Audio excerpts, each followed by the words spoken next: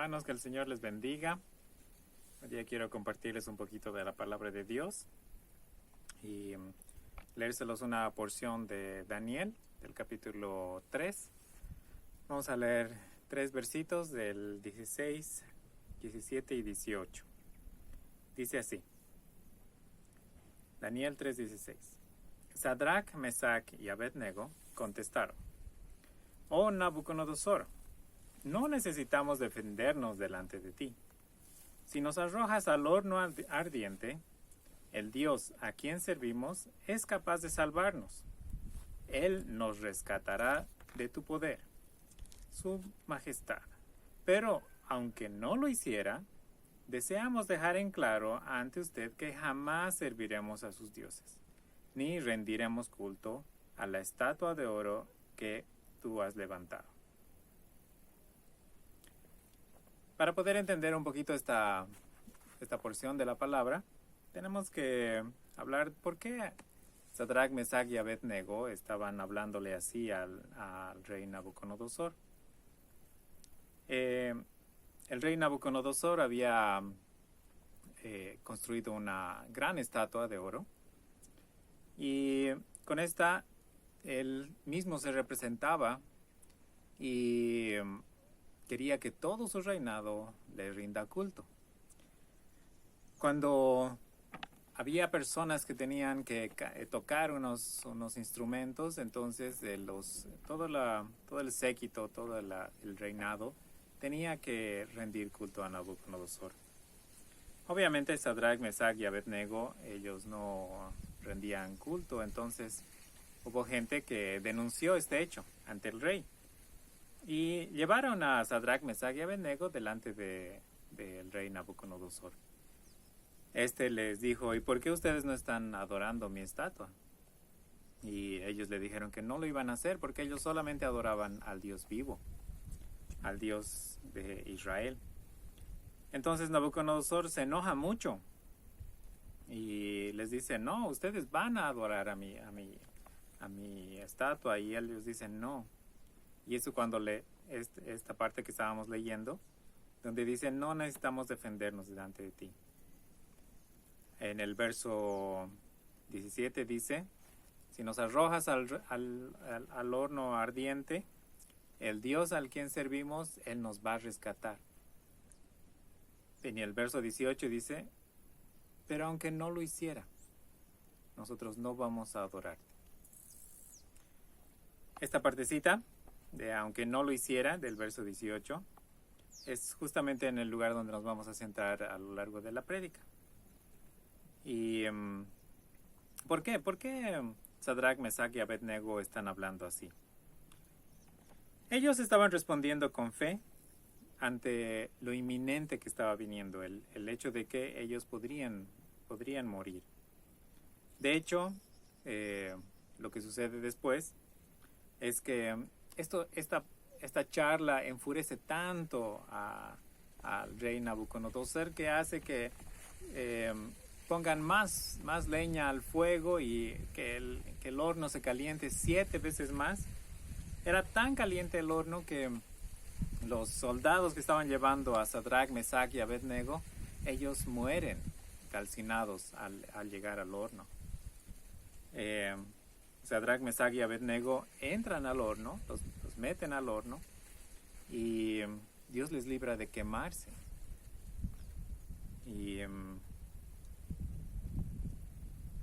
Pero ese no era tanto el problema principal.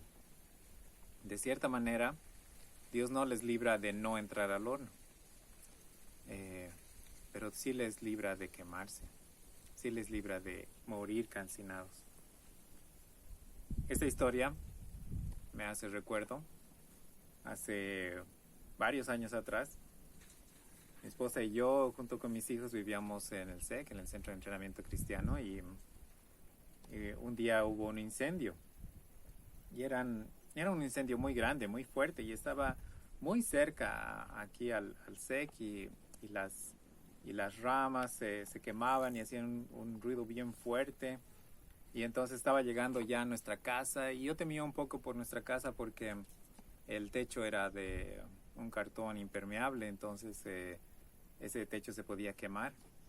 Y las llamas seguían acercándose y seguían acercándose. Entonces yo le digo a Andrea, le digo, llévate a los niños y a algún lugar más seguro.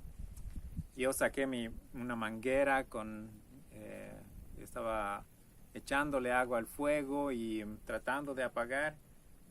Y me doy cuenta que el agua no hacía nada. El fuego era tan fuerte que era como que le estuviera chisgueteando a estas llamas de fuego tan fuertes. Entonces me cansé de tratar de apagar ese fuego y me doy cuenta de que no estaba haciendo nada.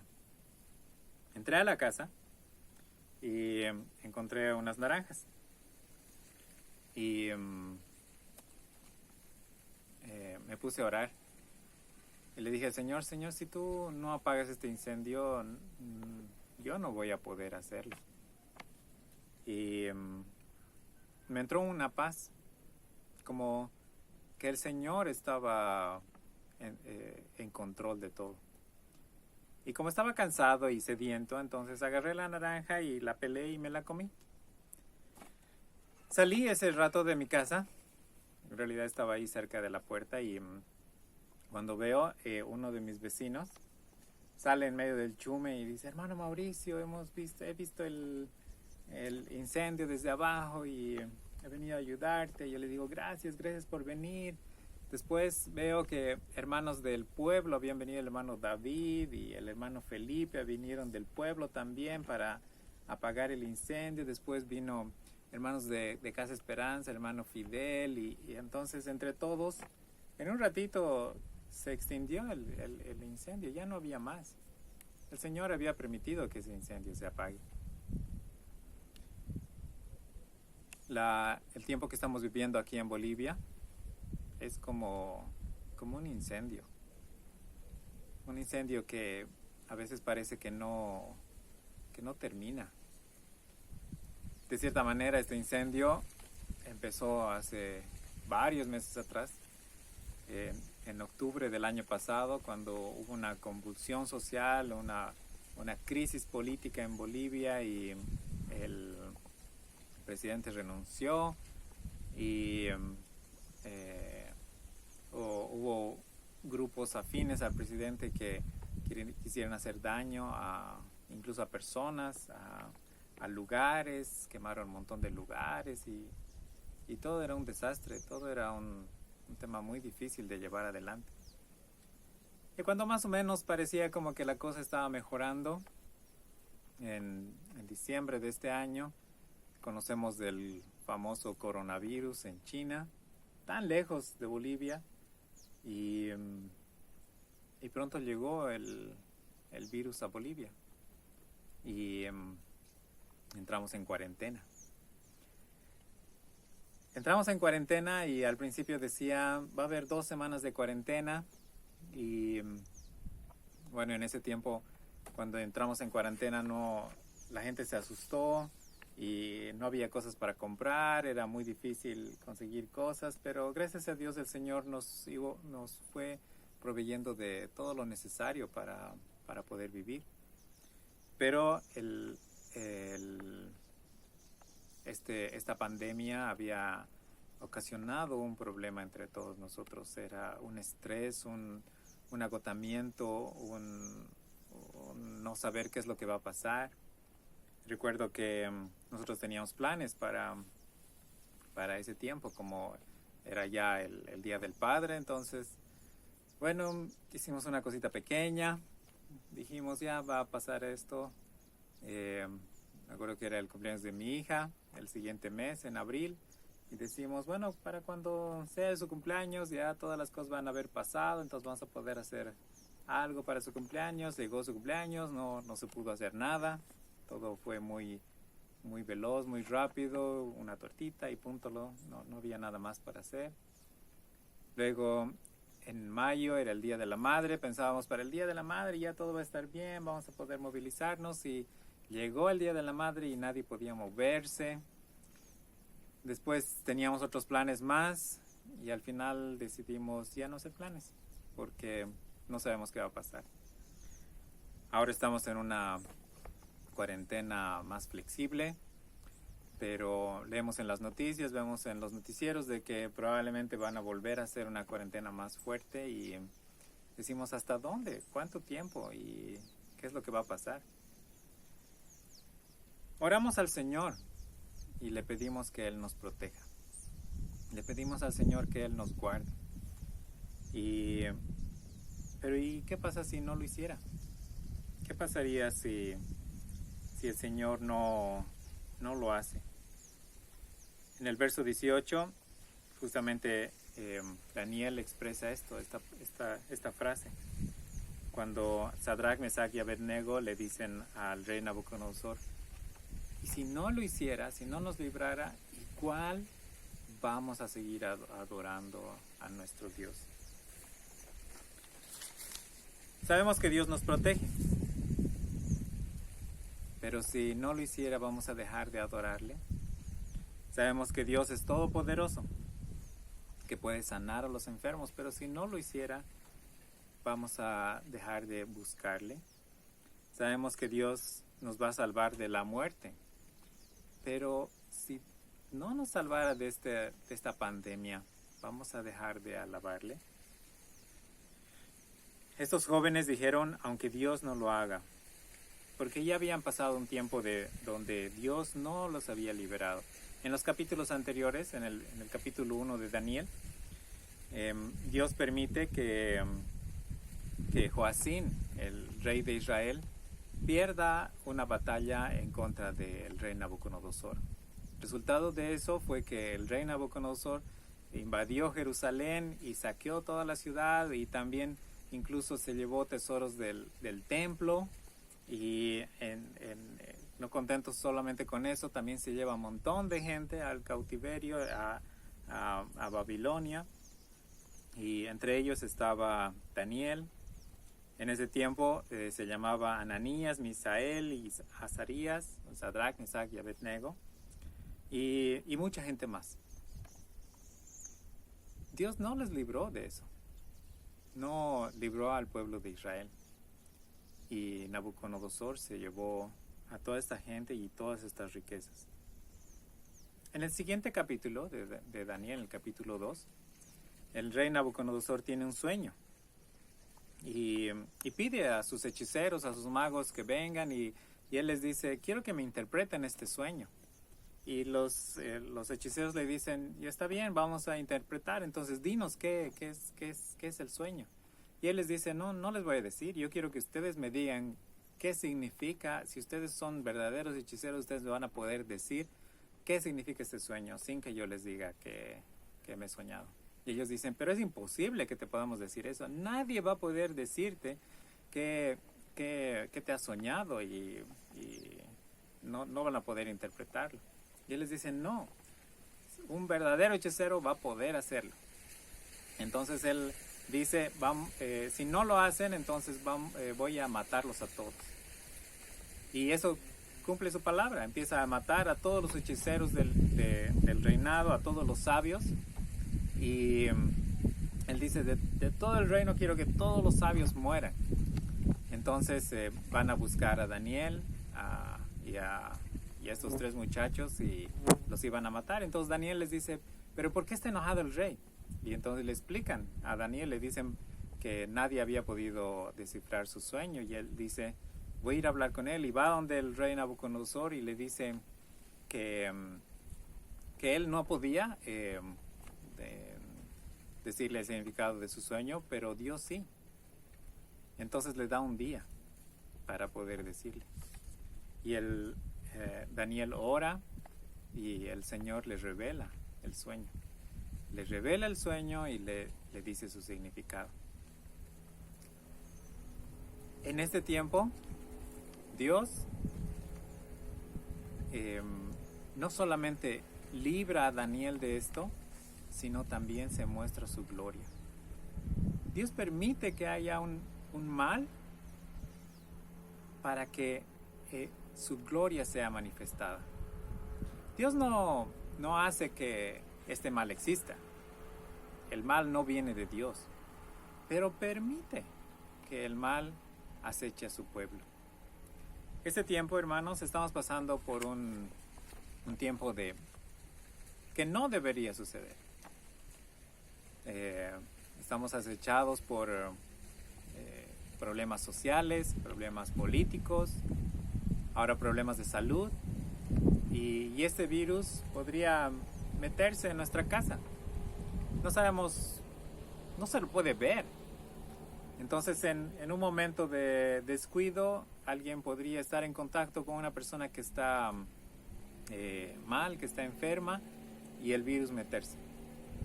Conozco varias personas que están sufriendo con esto y algunas que han muerto. Y nosotros oramos al Señor y le pedimos que nos libre de esto. Pero ¿y qué pasa si no lo hiciera? ¿Qué pasaría si Él no lo hiciera? Si no nos librara. Pablo, en Corintios, en el capítulo 12, en 2 Corintios, le dice, él habla en Corintios y dice que le había pedido al Señor que le libere de un aguijón que él tenía. Algunos eruditos de la Biblia dicen que este aguijón era una enfermedad que él tenía. Otros dicen que tenía una malformidad en su cara por el hecho de que él había sido tantas veces golpeado. Bueno, no importa cuál era el aguijón. Lo importante es la respuesta que Dios le da a Pablo. Dios le dice: bástate en mi gracia. Que mi gracia sea suficiente para ti. Y eso es lo que el Señor tiene para nosotros. El Señor podría o no liberarnos de esta enfermedad. Podría o no liberarnos de la falta de alimento. Podría o no liberarnos de la muerte. Pero Él nos dice que nos bastemos en su gracia. El Señor nos ha dado de Él mismo. Él ha enviado a su Hijo para salvarnos de la muerte eterna, para salvarnos del fuego eterno. El Señor podía haber ese día no salvado mi casa. Podía haber centrado el fuego al sec. Pero eso no hubiera cambiado el hecho de que Dios sigue siendo Dios. Dios sigue siendo nuestro Padre. Dios ha mandado a su Hijo para morir por nuestros pecados. Dios nos ha salvado del fuego eterno. Cuando Sadrach, Mesach y Abednego estaban yendo a este horno, ellos sabían de que probablemente Dios no les iba a salvar del horno, pero ellos sabían también que Dios les iba a librar del fuego eterno, porque ellos creían en el único Dios. Ese tiempo, hermano, es un tiempo de mucha incertidumbre. Y es bueno que nos acordemos de que no nos merecemos nada. Probablemente tú has pasado tiempos de dificultades, de falta de alimento. Probablemente has pasado por tiempos de enfermedad. Probablemente has pasado por tiempos de muerte. Alguien se ha muerto a tu alrededor. Y Dios no ha librado. Dios no ha librado y a veces te preguntas, ¿y por qué no? Si yo le he pedido, yo le he orado. Así como Pablo decía, le he pedido 3 veces que me libre de esto. Pero el Señor te quiere decir que su gracia es suficiente. Dios utiliza todas estas circunstancias para darnos a conocer de Él, de su poder, de su majestad, de que Él te ama, de que Él nos ha amado desde el principio de la fundación del mundo y lo va a seguir haciendo. Eso no cambia. Pero quiere que nos demos cuenta de que nosotros necesitamos de Él. Y las cosas que suceden a nuestro alrededor pueden o no cambiar. Pero eso no debería influir en que nosotros podamos o no alabarle al Señor. Entonces el Señor ha provisto como algo como esta naranja, para que tú la disfrutes. Si el Señor te ha dado algo, puede ser alguna cosa material o tus seres queridos que todavía están contigo, disfruta de ellos. Porque el Señor le ha placido eso. Le ha placido que tengamos cosas o tengamos gente o tengamos todavía salud. Probablemente algún día no lo vamos a tener. Tal vez ya no va a haber más naranjas, o tal vez ya no va a haber salud, o tal vez ya no va a haber personas a nuestro alrededor. Mientras tanto, disfrutemos de él. Un día, hermanos, vamos a poder encontrarnos y otra vez abrazarnos, vamos a poder contarnos las cosas que estamos pasando y por ahora solo tenemos este medio para poder comunicarnos. Quiero bendecirles, quiero pedir al Señor que bendiga tu vida, que te libre de todo el mal. Quiero pedir que el Señor provea para tu mesa, provea salud, bienestar. Pero si el Señor no lo hace, le vamos a seguir alabando. Hermanos, que el Señor les bendiga.